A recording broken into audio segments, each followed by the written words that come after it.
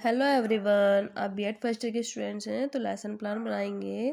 तो lesson plan ऐसे ही बनाते हैं अगर आप एसएसटी का लेसन प्लान बना रहे हैं। ठीक है, तो मैंने ये फर्स्ट ही पेज पर बनाया है सामाजिक विज्ञान का। ठीक है, 7th क्लास का लिया है मैंने। आप लेंगे तो 5th क्लास से अबव की ही बुक लेना और उसमें से ही बनाना। तो मैंने 7th क्लास की बुक में से बनाया है बाबर। टॉपिक मेरा है बाबर।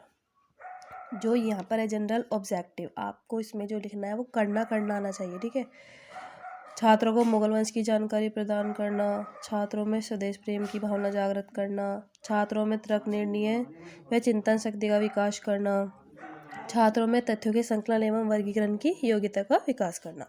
ठीक है, जनरल ऑब्जेक्टिव में जो आप लिखेंगे वो करना आना चाहिए। और जो ये स्पेसिफिक ऑब्जेक्टिव है इसमें आप क्या ज्ञान देने वाले हैं बच्चों को। छात्रों को मुगल काल के संस्थापक शासक बाबर के विषय में जानकारी देते हुए तत्कालीन स्थापत्य कला का ज्ञान प्रदान करना। यह है प्रीवियस नॉलेज। ये कुछ छात्रों को पहला जो ज्ञान होता है ना, वो ज्ञान भी रखते हैं पहला वो है। और यह टीचिंग एड्स, इसमें आपको क्या क्या सामग्री चाहिए, रोलर बोर्ड, चौक, डस्टर, पॉइंटर। ठीक है, आपको 20 लेसन प्लान बनाने होते हैं। ठीक है, तो आप कोई भी एक बुक ले लीजिएगा, उसमें से एक एक टॉपिक ले लीजिएगा और बनाइएगा। ठीक है, इसमें तो आपको ये फिल करना है। फिर नेक्स्ट पेज पर देखिएगा, यहाँ पर आपको विकासात्मक प्रश्न लिखने हैं और वो पूछने हैं आपको। ठीक है, तो आपने पूछा बाबर की माता का क्या नाम था, छात्र बता देंगे। आपने पूछा तैमूर की मृत्यु के समय बाबर की आयु क्या थी, वो भी बच्चे बता देंगे। आप जो थर्ड क्वेश्चन पूछेंगे वो पूछना है जो बच्चों को नहीं पता हो। तो आपने पूछा बाबर और इब्राहिम लोदी के मध्य युद्ध कहाँ है, तो छात्र निरुत्तर हो जाएंगे, वो नहीं बताएंगे। तो उसको कौन बताएगा, उसको आप बताएंगे। अब स्पष्टीकरण करेंगे। ठीक है, तो आप अब बाबर की सारी चीज़ बताएंगे। ठीक है, तो आपने यहाँ पे स्पष्टीकरण करा। उसके बाद आप उनसे क्वेश्चन करेंगे, दौलत खां कौन थे, 1526 ईस्वी में पानीपत में बाबर का युद्ध किससे हुआ। ठीक है, आप ऐसे क्वेश्चन करेंगे तो जो आपने स्पष्टीकरण में उनको समझाया था वो आपको उत्तर देंगे। फिर आपने क्वेश्चन पूछे। फिर उसमें 2 क्वेश्चन ऐसे होंगे जो वो छात्रों को आंसर पता होगा, और जो थर्ड क्वेश्चन होगा वो छात्र निरुत्तर हो जाएंगे, उनको नहीं पता होगा। फिर आप उसको स्पष्टीकरण में फिर समझाएंगे। ठीक है, जो स्पष्टीकरण होते हैं वो आपको 3 करने होते हैं। तब ये सेकंड स्पष्टीकरण है मेरा। फिर यहाँ पे आपने स्पष्टीकरण में समझाया उनको। फिर यहाँ पर आपने लिखा, इसमें उद्देश्य एवं केंद्रित मूल्यांकन में लिखा आपने खानवा का युद्ध किसके मध्य हुआ, वो भी बता देंगे बच्चे, क्योंकि आपने स्पष्टीकरण में समझाया है। सेकंड है मुगल वंश की नींव सुदृढ़ किसने की, वो भी आपको बता देंगे क्योंकि आपने स्पष्टीकरण में समझाया है। फिर आता है श्यामपट्ट कार्य। श्यामपट्ट कार्य वो होगा जो आप ब्लैक बोर्ड पर लिखेंगे। ठीक है, आप ब्लैक बोर्ड पर लिखेंगे, ये आपको लेसन प्लान में पेस्ट करना होगा, ब्लैक कलर का पेज। ठीक है, ये होता है श्यामपट्ट कार्य जो आप ब्लैक बोर्ड पर लिखेंगे। तो आप ऊपर 20 से लिखेंगे, उपवीस से प्रकरण, दिनांक, कक्षा और समय।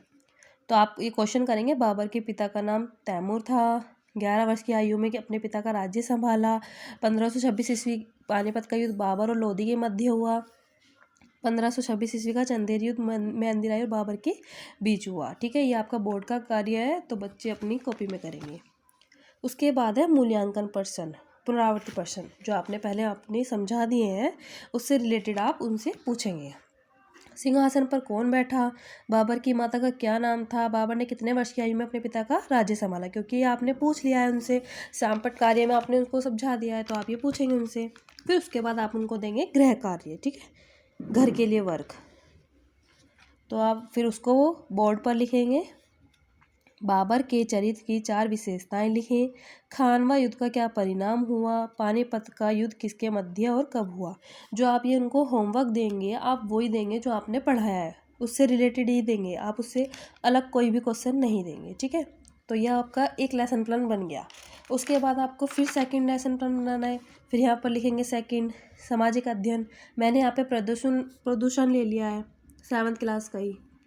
ठीक है, पॉल्यूशन। फिर यहाँ पर करना आएगा, फिर ऐसे ही स्पेसिफिक आएगा।